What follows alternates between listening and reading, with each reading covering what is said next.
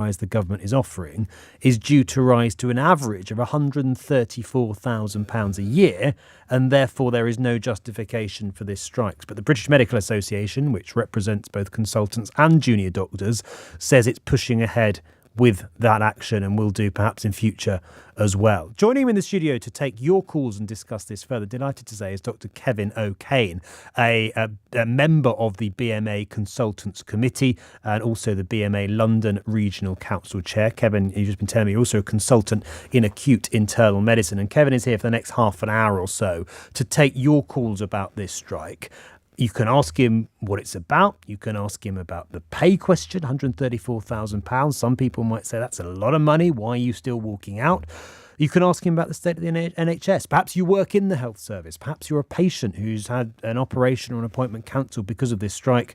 Perhaps you just want something clarifying that you're not sure. And Kevin is here to answer your questions, respond to your comments, and to take your calls for the next half an hour. 0345 6060 973 is the number to call if you want to put a question to Kevin. You can text 84850. You can tweet us at LBC. Linda is calling from Hampton Court first up this afternoon. Linda, welcome. Thank you for calling in. What's your question for Kevin, please? Oh, good afternoon. Well, I want to ask, I do know that they deserve more money. I'm in great admiration of consultants and of the hospital staff generally, but I don't know why they're complaining about their salaries when they could be asking for more money to be put into the health service instead, and strike for that if you're going to strike. To most of us, 134,000 a year is like winning the lottery. Well, it's multiple times the average salary, Kevin, isn't it? Linda, thank you for your question. It's a lot of money, Kevin, £134,000. It's way beyond what most people will earn. Why is it not enough? Well, let's put it in context. Consultant salaries have fallen by approximately 35% in 14 years. I'm a consultant. I've been a doctor for 37 years, consultant 24 years. My hourly rate is £48. I don't know when you last called out a plumber or somebody to fix your washing machine, but in the grand scheme of things, that's not much. Over the past 14 years, our salaries have gone up by 14%, but average salaries have gone up by 48%. Banking and finance salaries have gone up by 78%. And I think that we also have to put this in a global context and an NHS context. The global context is I can get a new job tomorrow by crossing the Irish Sea or going down to Australia, and my salary will automatically double. Consultants in this country are very, very poorly rewarded. The second thing is people are leaving in droves. We have 8,000 consultant vacancies. If we don't retain the staff we've got, there is no future for the NHS. I've been defending the NHS against serial governments for the better part of 20 years. I don't do private work, and I'm aware that if we do not retain my consultant colleagues, the NHS is finished. OK. Linda, thank you for your question. You heard Kevin's answer. I wonder if you agree with it. Linda, if you're still on the line, let me just ask you to come back on that. What did you make of that? My husband was recently an emergency case. I took him to A&E. It was on Coronation Day, actually, so everything was closed for 4 days. He couldn't walk. His legs were terribly painful. And we were told that he couldn't have an X-ray because that wasn't in their budget. It was too expensive. And they gave us a packet of painkillers and some crutches, which you don't need to bring back at all. And I thought to myself, if you stopped giving everyone crutches, maybe we could get some help and have an X-ray. Linda, just to be clear, the NHS told you it couldn't afford to give your husband an X-ray?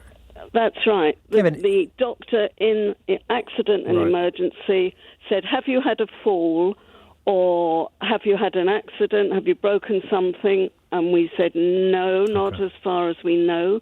Silly fools, we should have lied, which I'd advise anyone to do now. Well, I think you've got to be honest with your doctors, but I take your point about it. It's a pretty bleak situation if you're being told we can't afford to give you an X-ray. But Kevin, just briefly on that point, the NHS is on its knees. Some people say it's on its face. It needs investment in infrastructure, it needs investment in buildings, it needs investment in equipment. Given that there is limited resources, wouldn't you rather see the money that was available go towards patients and beds and infrastructure and new hospitals and better wards rather than topping up your earnings? Well, it's not the job of the consultants or the other doctors to fund the NHS through their salaries, and that's what we've been doing for the past 14 years. It's the duty of politicians to make sure hospitals are adequately funded. I'm sorry to hear about Linda's husband. I can't comment on individual cases, but she does produce a very relevant point there. On the bank holiday, she was able to go to A&E, she was able to see a doctor, and it's a consultant-led service. And while consultants are out on strike today and tomorrow, and probably next month if the Prime Minister doesn't speak with us, we will have consultant-delivered emergency care just as we have on every bank holiday. Steve Barclay says you're not getting more. You're going to get 6%. That's what's on the table. It's a final offer, he says. What's your message to the Health Secretary in response to that? Well, what do you call a man who doesn't listen to his doctors? Steve Barclay is refusing to speak with us. He has met the BMA once in 7 months. If he spent less time writing for the Telegraph and the Sunday Times and giving interviews about doctors, and he came to the table to meet doctors, speak with doctors, show some respect, then perhaps we could make progress. Now, we wrote to the Prime Minister 2 days before the strike, and we said, we do not want to go on strike. All you've got to do is give us a credible offer, come to the table and meet us, and we can stop this strike. We've seen a much more conciliatory approach from the Scottish Government with regard to their junior doctors. But I'm afraid that Barclay and Sunak are incredibly ideological and doctrinaire. They're not putting the first interests of patients at heart. Just briefly, do you see Steve Barclay personally as a barrier to these strikes, not the government as a whole? Is Steve Barclay becoming part of the problem? I don't know Steve Barclay is a problem.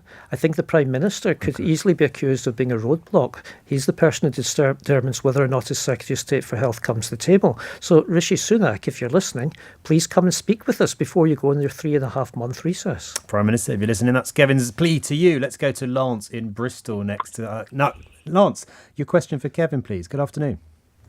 Good afternoon. Yes, my question is, what is necessary for the BMA to do to persuade the government that talks have to proceed, and what do we need to tell the public that's not being properly voiced in various exchanges by the media and people to fully understand why this is happening? Where do you work, Lance? I can't tell you where I'm working. But what area of medicine? Oh, I'm a consultant cardiologist and general physician, dual accredited, 40 years experience working currently as a consultant during the strike because I'm working as a locum backfilling problems. So for various reasons, I'm actually supporting it, but not doing it in terms of striking. Okay. So your question is, what does the BMA want to make this go away? Yes. Okay. And what do you think the public need to understand to support the reasoning? Because it's not been done very well in you don't think the BMA domain. have handled this well? I think they haven't gone into enough detail often enough to counter the various negative comments that come through different media. Okay, let's give Kevin a chance to respond to that. Kevin, what is it that you want to call off these strikes? I think Lance's question is slightly difficult. He's asking what the BMA should be doing to get rid of the strikes. Now, for 14 years, we've flagged up that doctors' salaries have been falling against inflation. We have written to the Prime Minister and the Secretary of State multiple times. We have been dragged screaming and shouting to the picket lines. Doctors don't want to strike. The ball is in the government's court. Now, your question was, what do we want to make the strikes disappear? I'm not going to put a number on it. What we want is good faith from the government in the first instance, and we're not seeing that. Good faith means a credible pay offer to start the process of reversing 35% pay cuts. Good faith means reforming the Doctors and Dentists Review Body. Now, that's the body that sets doctors' pay. It was established in 1960 so that doctors' pay would not become a ping-pong ball with governments playing with inflation and with fiscal policy. The idea was that patients could trust their doctors to look after their interests and not see the doctors forced to strike. The DDRB has become less than independent. The government appoints the members of it. It makes recommendations to it. And on many occasions it sets caps on what the award is. One of the things that we need from the government is a commitment to work together to put in an independent peer review body, just like the MPs have. Okay. Lance, hoping that answers his question. Caroline in Swindon is next. Caroline, hi. Hi there. Hello. Your question for Kevin. I'm trying to think how to condense this question, so I'll do my best, because obviously, like a lot of people, it's quite a long Caroline. story. Yeah. So basically, I had a routine appointment, really. It's a very routine procedure, which back 7-8 months ago wasn't urgent. It's been cancelled 3 times. The last time was because of the strike. And the next appointment I had was Christmas Day, December 24. Now, something will terribly go wrong by then, and so now I'm considering I'm going to have to pay privately to get this thing done. I guess my question is, the appointments keep getting cancelled, but you don't get a robust date of when the next thing's going to be, so I can't make an informed decision about whether to cough up for this procedure or not. I guess my question is, how on earth do you know when your appointment is going to come when they keep getting cancelled and it doesn't seem like there's a great process to get your new appointment? It's about the disruption that these strikes are causing for people like you, Caroline. Absolutely. I mean, I know, like a lot of people, my last cancellation was the day before, and it's all very, just depressing. But yeah, that's essentially my question. OK, Dr. Kevin O'Kane. Chaos this is causing for patients. Well, I think there's chaos in the health service, and there has been for a long time, well before the strikes. I'm sorry to hear about your experience, Caroline. It sounds terrible. 7 or 8 months is not an acceptable waiting time for any procedure. There are 7.5 million people on waiting lists in this country at present. The number has gone up 4.3 million in the past 13 years to March this year before the strike started. Now, when the Prime Minister on Wednesday blamed NHS waiting lists on doctors taking industrial action, he was being very disingenuous. We've had 14 years of systematic underfunding of the NHS. We're losing consultants at a rate of knots. We have 8,000 unfilled consultant vacancies. We are losing hospital beds with one of the lowest rates of hospital bed per head of population and scanners per population in the developed world. And we wonder why we've got waiting lists. With regard to the actual strike action, which has led to your appointment being deferred again, I'm sorry that has happened. But we went out of our way as a union to make sure that customers, this is the way the government wants us to think of patients, so patients are actually treated with respect. We gave 6 weeks' notice to reschedule appointments. That's the same thing that happens with every bank holiday. It happened with the 3 bank holidays related to the royal family this year, and nobody batted an eyelid. Now, I'm sorry that your trust did not reschedule you in a timely fashion, but really, the NHS is on its knees. Without consultants, these are the people who do the most high level of clinical work. They are involved in the structure of service design, provision, research. Without consultants, the NHS is finished, and the government is driving us and the NHS to its knees. Now, if you want to look at models of running down public services, we're seeing a very classic one here. The usual business, we've seen it with utility companies, is you provide a bad service through underfunding. You rely on the public becoming disenchanted with the service. The staff find that their conditions, their pay is whittled away and the staff drift off, and private provision is brought in as an alternative. But it's a hell of an expensive alternative for the country and for patients in the long term. So the message has got to go back to Rishi Sunak. Fund your NHS properly and let's get rid of these waiting lists.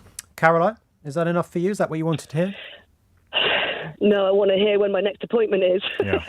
But look, but do you understand the doctor's rationale, his reasoning for why he and others are walking out? Oh, yeah, I guess so. It's no less frustrating. No, Sure. Exactly. And I think, I am prepared to pay what I need to pay to get this done, but it's so routine, it's crazy. But listen, I get it. It's just extremely frustrating. I hear you. Yeah. Caroline, thank you for your call. Just before I go to Catherine in Muswell Hill. Kevin, would you support an indefinite strike? Because these are rumbling on. One of your colleagues, the junior doctors, Rob Lawrenson, told LBC a while ago that he would support an indefinite strike if needed. Is that where this is heading, do you think? Well, there are different models of industrial action, and the juniors and the consultants have different models because they have different types of role. You cannot run a hospital without consultants. I don't think that we're in the position that we would ever consider an indefinite all-out consultant strike. You wouldn't consider one? I don't think it's practical, and I don't think we do it for professional reasons. That doesn't mean to say we're not determined. I came from a rally in central London today, and I've never heard the profession so united.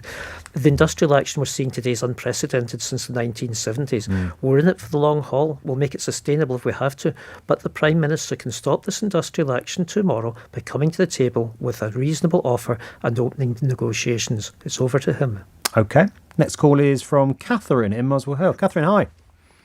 Hello there. Hi. Hello. Well, I would like to... Hi, can you hear me? Yes, loud and clear. Yes, good. Yes, I'd like to press Kevin on an earlier question, which I didn't feel he answered. And just to sort of really press on that, the question was to do with why are you not campaigning for better provision, better funding for the NHS as a whole, and rather your own pay as consultants. And the reason I'd like to focus on that is I feel it's quite disingenuous and a little bit hypocritical when the answer to that is, well, in real terms, we're earning less than we used to be, i.e. we used to be much better off than we are now. Well, welcome to public service jobs. You know, that's true for anyone who works in the public sector. And secondly, the answer seems to be, and actually I could learn a lot more if I crossed the world and worked in Australia or New Zealand or Canada, without saying that those health models are dual-funded, private and state, so have a different funding model. I think he mentioned a colleague that worked in Dubai. What's your question for Kevin, Catherine, if I could just move you to that?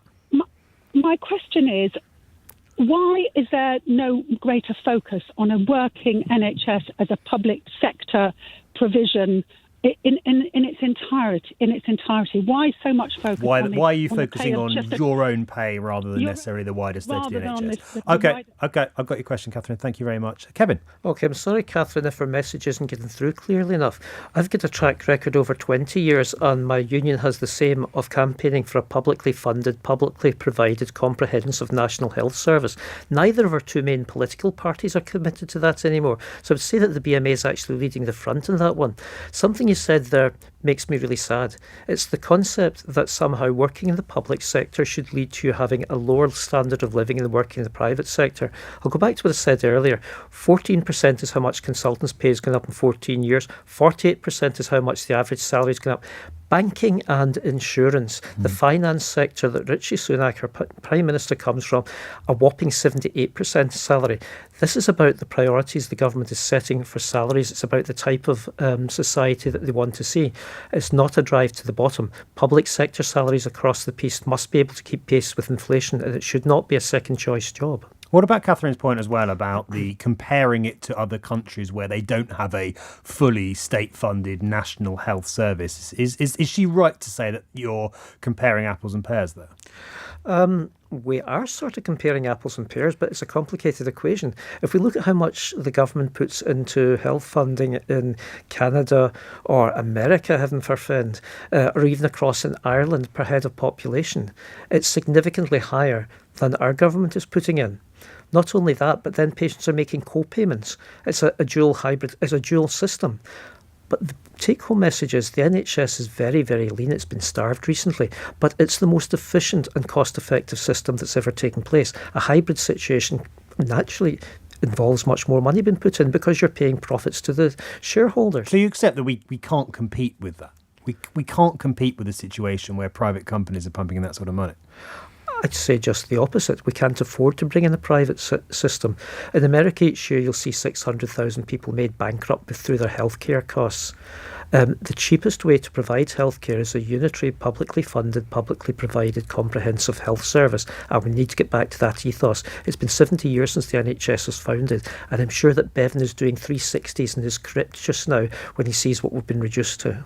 Kevin, okay, thank you for that answer. Let's go to Southall and speak to Jay next. Hi, Jay. Hi. Hi, both. Hi. I'm an NHS GP.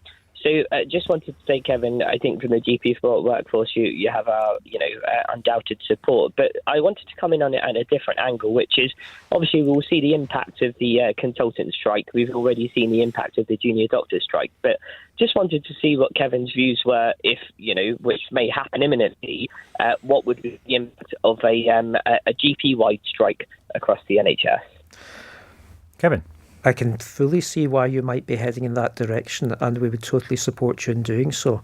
GPs are the gatekeepers of the NHS and secondary care, and they're the single biggest provider of care across the country. I can't give the numbers off the top of my head of the number of patient contacts you have, and what has happened to you in terms of your contract and your contract being imposed by the government is totally unacceptable. I can't speak for the General Practice Committee today, though I had a message of solidarity from them at our London rally.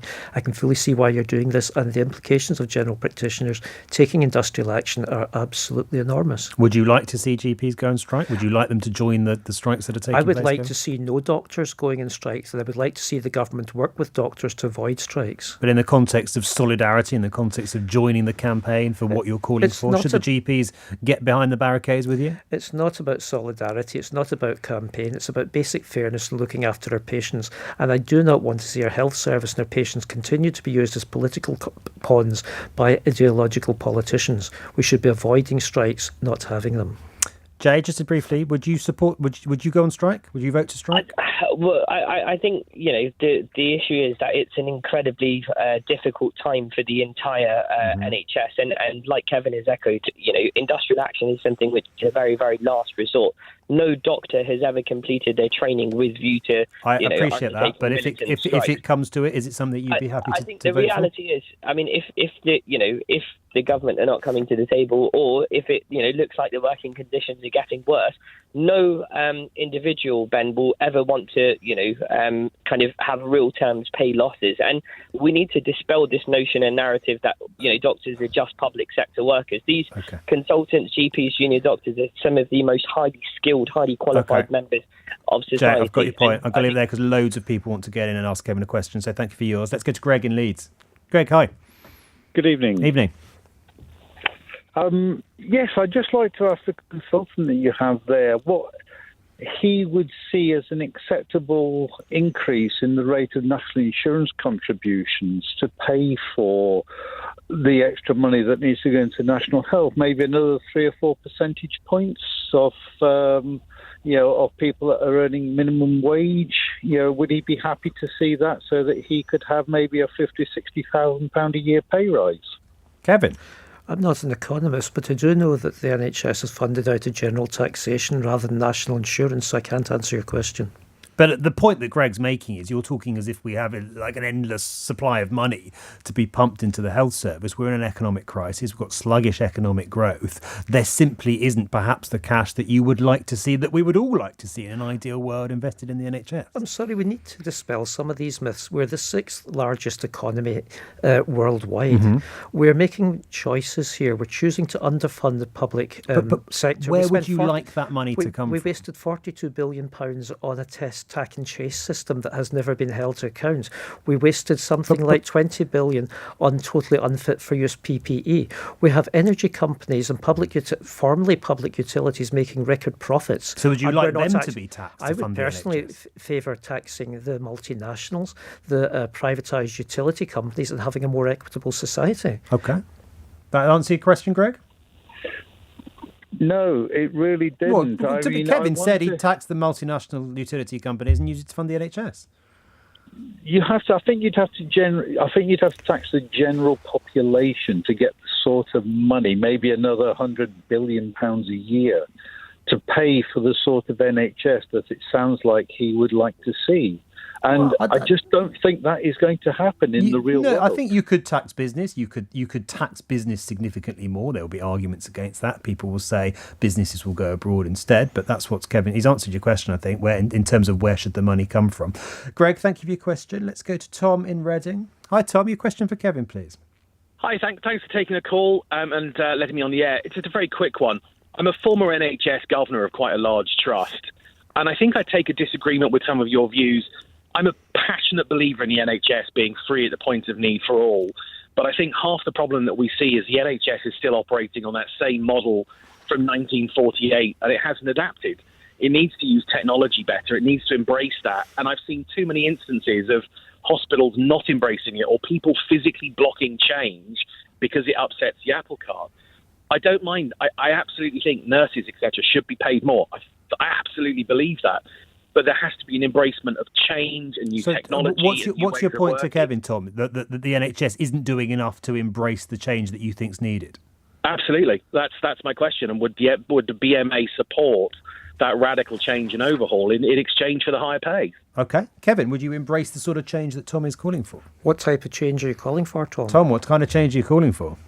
Look at the use of technology during COVID. Look at the use of the private sector to kind of produce all of the information about availability of beds. Look at Frimley Park Hospital, for example, decided it had a massive backlog on diagnostic tests for things like colonoscopies. They couldn't clear the backlog. It was a 12-month backlog. They outsourced it. Okay, it so more private sector involvement in the NHS. Kevin, is that something you're willing to countenance? More private sector involvement means more money from patients and put into private shareholders' pockets. We've had this mantra that somehow the private sector is the answer for the better part of 20 years. It's always an expensive alternative. And I think I should just remind everybody that there isn't an infinite supply of doctors out there, and that the people who are working in the private sector largely are doing this in their own free time and their NHS employees. It's not an efficient way of using money. With regard to technology, I couldn't agree with you more. I'd love to have a computer that took less than 10 minutes to open up in the morning. We'll embrace that tomorrow morning. Right. Tom, thank you for your question. We're almost out of time. Michael and Brent, I want to squeeze you in, but could you ask your question in literally one sentence, if you would, sir, please? Thank you. Yeah, sure. Kevin, I'm a teacher. I'm a head teacher. We've just accepted a 6.5% pay increase. We've had exactly the same cuts as you doctors have, yet we don't earn nearly anywhere near as much as doctors, junior doctors, consultants. Why is it that you should get a 35% pay increase and continue to go on strike and put people's lives at risk by going on strike compared to teachers? Okay. Teachers aren't getting what you're getting, and they're earning a lot less, Kevin. Michael says, why is that fair? I sympathise with you totally. My sister's a maths teacher in Scotland, and I don't think the teacher should have settled for 6%. Inflation in April to June was running at 11%. That's a 5% pay cut. It's back to funding the public sector and paying public sector staff appropriately. With regard to why I think doctors need to have pay restoration, we have been hit harder than any group in the public sector. I'll say it again, consultants have seen their salary go down by 35% in 14 years. That is not sustainable. We're leaving in droves. Kevin, really grateful for you coming in. Thank you very, very much for your time this afternoon. That's Dr. Kevin O'Kane, BMA Consultants Committee member, also a member of the BMA London Regional Council, a chair of that council, in fact, and a consultant in acute internal medicine. I'm going to be taking your calls between now and 6 o'clock on what you just heard, whether you buy into Kevin's arguments that this is a completely justified strike, given the cuts that consultants have seen in the last decade or so to their pay, or whether you think actually money in the NHS we better spend elsewhere. 0345 6060 973. Also coming up, we want to make sure that competition in this market is working as effectively as possible. We also want to make sure that people can shop around and compare prices and get the best deals possible. Some shops are failing to display prices as clearly as they should, the consumer watchdog warns today, as it orders them to make it easier for shoppers to find the best deal. We'll get them more on that and the latest news with Ben Kumar after the news at 5:32 from Amelia Cox. An investigation has begun into whether officers should face disciplinary proceedings over how they dealt with allegations against PC David Carrick. The police watchdog is looking at whether the serial rapist could have been apprehended 20 years earlier. As senior doctors walk out in England, a sharp rise in